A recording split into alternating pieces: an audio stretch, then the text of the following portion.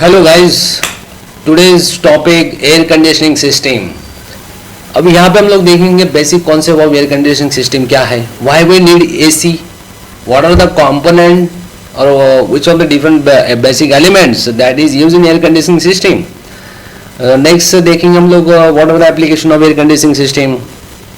Next है आपका functional requirement और which of the different factors affect the performance of air conditioning system. Last जो है classifications of air conditioning system. Okay guys, so अभी हम लोग देखते हैं कि एयर कंडीशनिंग सिस्टम का कंसेप्ट क्या है, how will you define, what do you understand और what is mean by air conditioning system. Actually it is nothing but air conditioning, it is nothing but the it is a branch of engineering science that deals with the study of conditioning of air. अब conditioning of air मतलब क्या, that means what, आपको air का requirement कितना है, कितना quantity में air आपको सप्लाई करना है, कितना एयर आपको चाहिए, that is how much quantity of air you want to supply and to maintain the desirable internal atmospheric conditions, internal healthy environment. How will you maintain, for what purpose, for human comfort. How will maintain the maximum health benefit, how we will get the maximum human comfort, how we maintain the level of oxygen. Okay, so basically they control simultaneously the temperatures, humidity, purity of the air and distribution of the air. So these are the functional requirement basically. ये अभी हम लोग आगे तो देखेंगे, ठीक है। अब इसके बाद हम लोग देख लेते हैं why we need AC। अब एसी की नीड रिक्वायरमेंट जरूरत क्यों है हमें, you know that guys. So these are the various और different sources for producing the heat, internal external sources से जो हीट प्रोड्यूस होती है। So because of the heat जो टेम्परेचर का जो है वो बढ़ना, टेम्परेचर का कम होना, ह्यूमिडिटी का बढ़ना, ह्यूमिडिटी का डिक्रीज होना। So it depends upon the our seasonal requirement, summer AC, winter AC के अंदर, ठीक है। तो उस सीज़न के ऊपर डिपेंड्स करेगा बेसिकली। मान लो कि समर एसी है, समर सीजन है, तो वहाँ पे एटमॉस्फेरिक एयर का टेम्परेचर ज़्यादा होता है, ह्यूमिडिटी भी ज़्यादा होती है। सो फर्दर वहाँ पे हम लोग को क्या लगता है, chilled air, cooling of air is requirement. और जो पसीना आता है, स्वेटिंग, मतलब जो एयर के अंदर जो मॉइस्चर है वो आपको निकालना होता है। सो बेसिकली हम लोग कूलिंग एंड डिह्यूमिडिफिकेशन प्रोसेस करते हैं समर एसी के अंदर, ठीक है। और विंटर एसी के अंदर क्या करते हैं, what about winter AC. Winter AC के अंदर हमको ठंडी बचती है, एटमॉस्फेरिक एयर का टेम्परेचर कम होता है, एयर के अंदर ह्यूमिडिटी, मॉइस्चर का कंटेंट कम होता है, इसलिए हम लोग मॉइस्चराइज एयर हमें चाहिए होती है, हीटिंग एयर, गर्म हवा की रिक्वायरमेंट होती है। सो एयर के अंदर जो मॉइस्चर है वो आपको ऐड करना पड़ता है, you have to add the moisture in the air, मतलब ह्यूमिडिफिकेशन प्रोसेस हम लोग करते हैं। So heating and humidification process which is happen in winter air conditioning system, ठीक है। So basically it depends upon the people, they feel comfortable, uncomfortable conditions inside the room. It depends upon our seasonal requirement. So this is the basically need or requirement of AC, ठीक है, जिससे हम लोगों को maximum comfort मिल सके, हमारा जो environment है हेल्दी एनवायरनमेंट बना रहे inside the room, maximum health benefit, they maintain the maximum human comfort. So that's why we require, we need the air conditioning system. Okay, so next one हम लोग देखेंगे, so basically the different components or basic elements of air conditioning system. So guys, these are the heat exchangers or different components we have already discussed in refrigeration system. So here we discuss basically compressor first, second condenser, third one expansion valve, fourth one evaporator. So exactly the same function, same working here. जो आपके 4 component है जो heat exchangers है, इसका भी same function, same working जो है air conditioning system में होता है, ठीक है। सो नेक्स्ट हम लोग आ जाएंगे, इसके एप्लीकेशन देखेंगे हम लोग। So what are the various और different application of air conditioning system guys. अब जो डोमेस्टिक हाउस होल्ड एप्लीकेशन जो होगा वो हम लोग घरों में तो यूज़ करते हैं air conditioning system.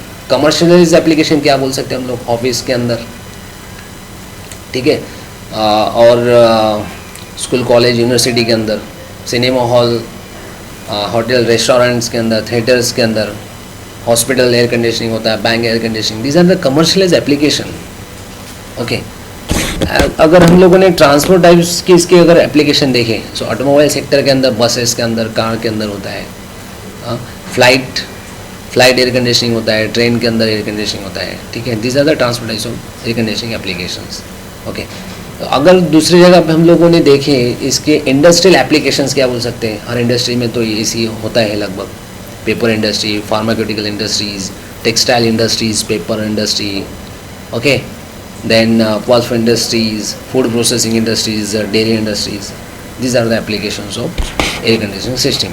Okay guys, अब नेक्स्ट हम लोग देखने वाले हैं इसके फंक्शनल रिक्वायरमेंट क्या क्या है। Okay, so what are the factors which affect the performance of air conditioning system. So normally क्या होता है, generally human body when they feel comfortable, they required human body comfortable के लिए उसका जो टेम्परेचर जो होता है 21 डिग्री सेल्सियस होता है, और रिलेटिव ह्यूमिडिटी हम लोग मेंटेन करते हैं 50 to 60% चाहिए। ओके, फॉर कंफर्टनेस के लिए। तो फर्स्ट इंपॉर्टेंट फैक्टर जो है बेसिकली इसका temperature control. So effective temperature range जो होता है इसका समर सीजन के अंदर 20 to 23 डिग्री सेल्सियस इतना मेंटेन रहना चाहिए, ठीक है। और विंटर सीजन के अंदर इसका इफेक्टिव टेम्परेचर रेंज जो होता है वो 18 डिग्री सेल्सियस से लेकर 22 डिग्री सेल्सियस विंटर सीजन के अंदर इतना इफेक्टिव टेम्परेचर जो है वो होता है, ठीक है। अगर हम लोगों ने सेकंड इसका इम्पोर्टेंट फैक्टर्स की अगर बात किया जाए तो होता है इसका ह्यूमिडिटी कंट्रोल।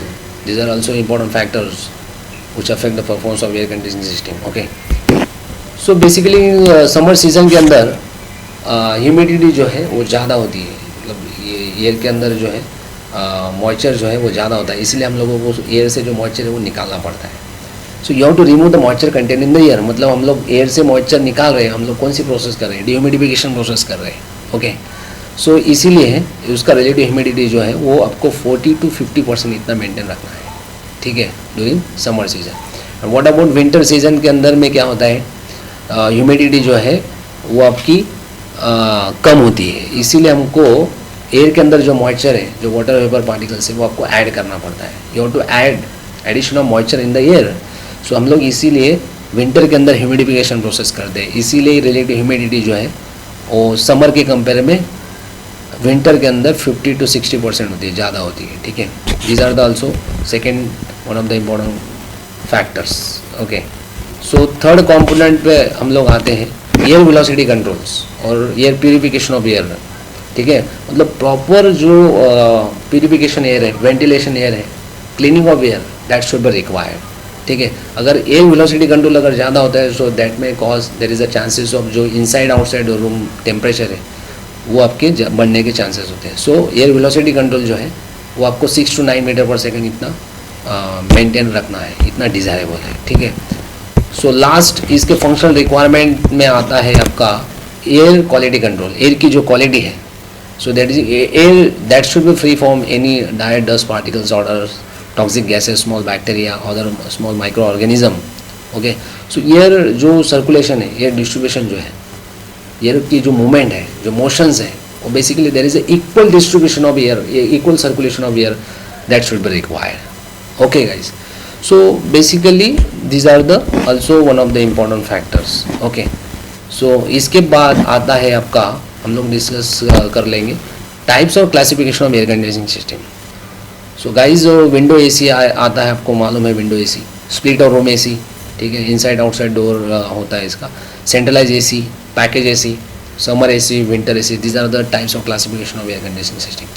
अगर हम लोगों ने बात की industrial air conditioning system, okay guys, so industrial AC में क्या होता है, air conditioning is basically is necessary for human comfort, human health benefit के लिए वो उसका रिक्वायरमेंट होता है। okay.